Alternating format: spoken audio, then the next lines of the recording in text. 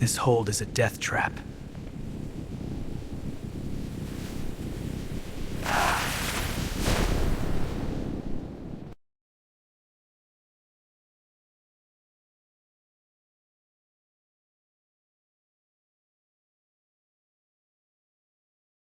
Welcome back to another explainer.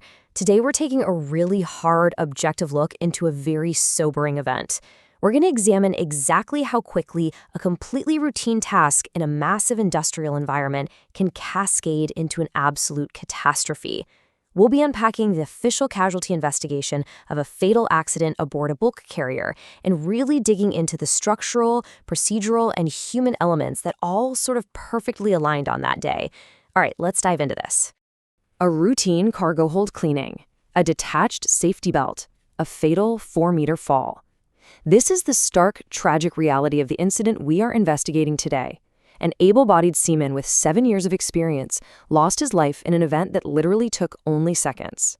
Today, we aren't just looking at what happened, but really trying to figure out why it happened and how the layers of safety we rely on every single day can sometimes just be a dangerous illusion if they aren't rigorously applied.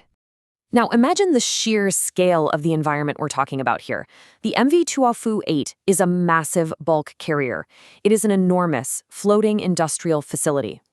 When we talk about maritime safety, it's absolutely crucial to contrast this massive, unforgiving steel structure with the absolute vulnerability of a single human life working deep inside one of its cargo holds. To firmly ground us in the operational reality, let's talk about the vessel's particulars. Built in 2013 and registered in Hong Kong, the Tuo Fu 8 is a beast. Over 225 meters long with a deadweight of over 81,000 tons. It has 7 massive cargo holds. But notice this one statistic, a total crew of 25. Just 25 people are responsible for operating, navigating, and maintaining this absolute colossus. The workload is highly specialized, meaning it relies heavily on strict protocols to keep that small crew safe.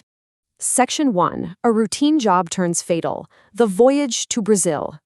Let's set the scene. The ship had just discharged a cargo of coal in India on May 31st. And was sailing across the Indian Ocean toward Brazil in ballast condition. In Brazil, they were scheduled to load grain. Now, going from coal to grain means the cargo holds require an incredibly thorough, extensive cleansing. And this brilliantly illustrates that the crew absolutely knew the risks beforehand. On June 1st, a formal safety briefing and risk assessment were conducted specifically for this cargo hold cleaning operation. Proper protocols were initiated days before the incident, setting up a very clear expectation of safety. Fast forward to the morning of June 10, 2014. At 7:45 a.m., a pre-work meeting is held by the chief officer, attended by the bosun who was put in charge, along with several seamen and a deck cadet. By 8:30 a.m., the cleaning commences in cargo hold number 1. For 2 hours, it's just a perfectly standard morning of heavy industrial labor. And then, at 10:30 a.m., everything changes. The accident occurs. To really grasp what happened at 10:30, you need to understand the exact highly vertical procedure the crew had to follow. First, they use a portable aluminum ladder to access what's called a hopper plate. This is an acutely angled steel surface inside the hold.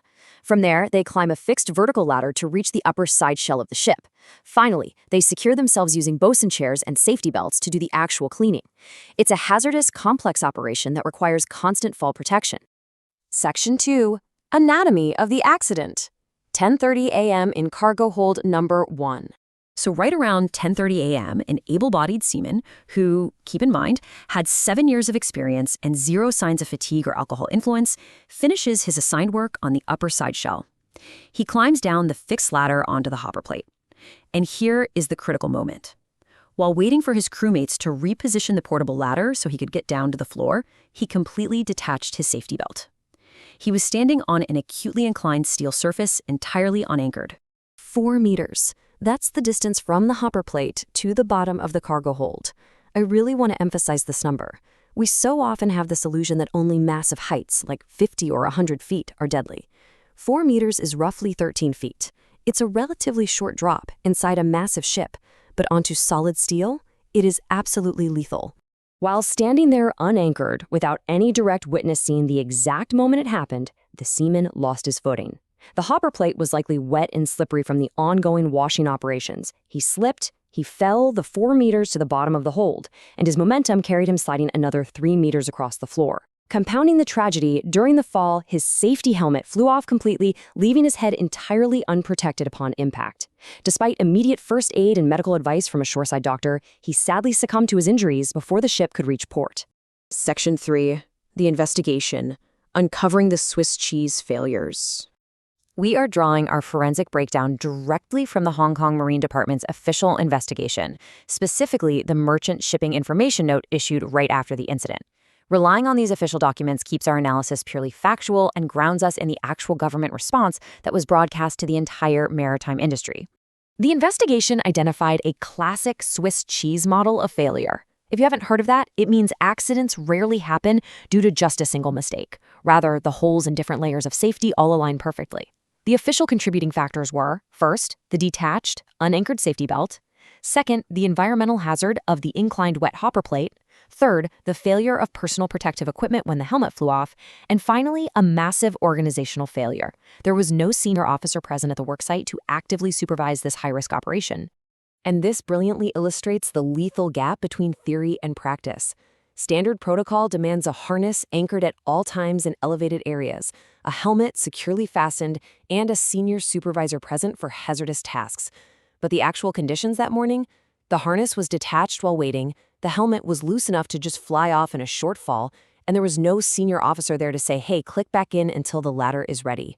That gap is exactly where the tragedy occurred. Section 4. Lessons for Maritime Safety, Preventing the Next Tragedy. Looking at the official lessons learned detailed in the investigation, it's clear the purpose of this process isn't just to assign blame. It's to create actionable mandates that ship owners, managers, and crews absolutely must implement to ensure a routine 4-meter fall never takes a life again. From that document, we can pull some incredibly critical safety recommendations. Safety belts must be in continuous use on any inclined or slippery surface. No unclipping just because your immediate task is technically done. There has to be a hyper-awareness of hopper plates specifically, because they become insanely dangerous slip hazards when wet. Senior officers must mandate their own presence during hazardous work.